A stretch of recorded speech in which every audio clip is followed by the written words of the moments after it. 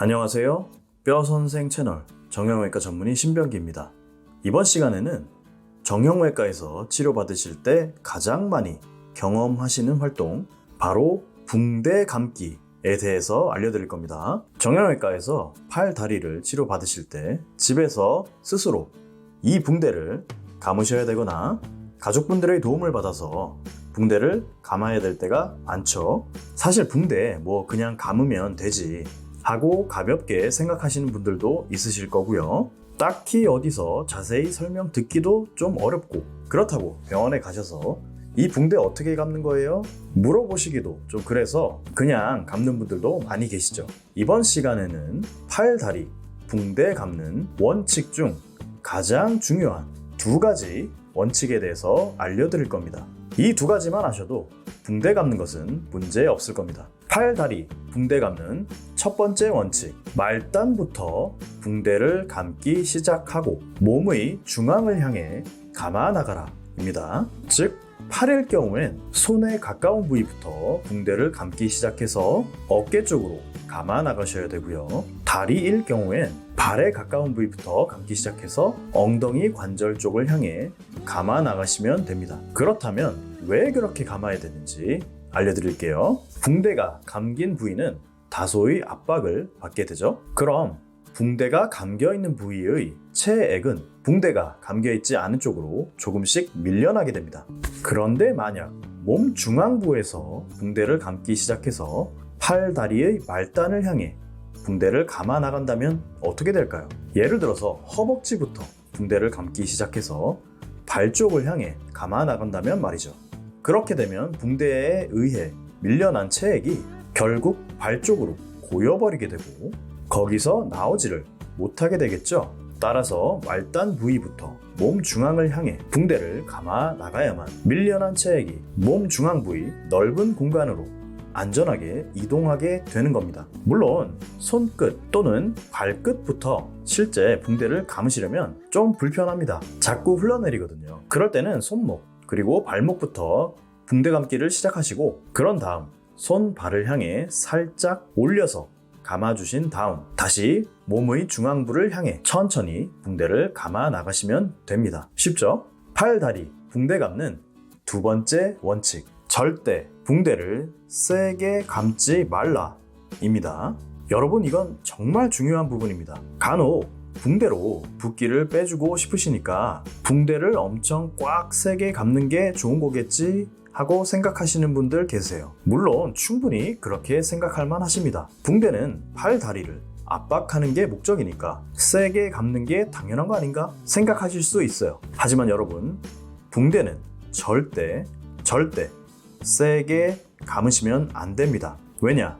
붕대를 필요 이상으로 세게 감으시게 되면 혈액순환, 몸의 림프액 순환, 그리고 신경까지 압박될 수 있기 때문입니다. 만약 혈액순환이 안 될 정도로 붕대를 세게 감아버리면 팔, 다리, 말단까지 피가 안 통하는 상황이 돼버리니 당연히 위험합니다. 그리고 우리 몸에는 혈액이 흐르는 혈관 말고도 림프관이라고 해서 우리 몸의 기타 체액이 흐르는 관이 존재하는데요. 이 림프관 역시 과도한 붕대의 압박에 의해 그 흐름이 막히게 될 수 있고, 그에 따라 팔, 다리, 말단에 좋지 않은 영향을 줄 수 있습니다. 실제 혈관의 흐름과 기타 체액의 흐름이 붕대에 의해 막힌 채로 오래 시간이 흐르면 팔, 다리, 말단이 심하게 부풀어 오르고 커다란 물집이 잡히는 등 좋지 않은 반응들이 나타나게 되죠. 붕대가 감겼던 부위와 그 말단은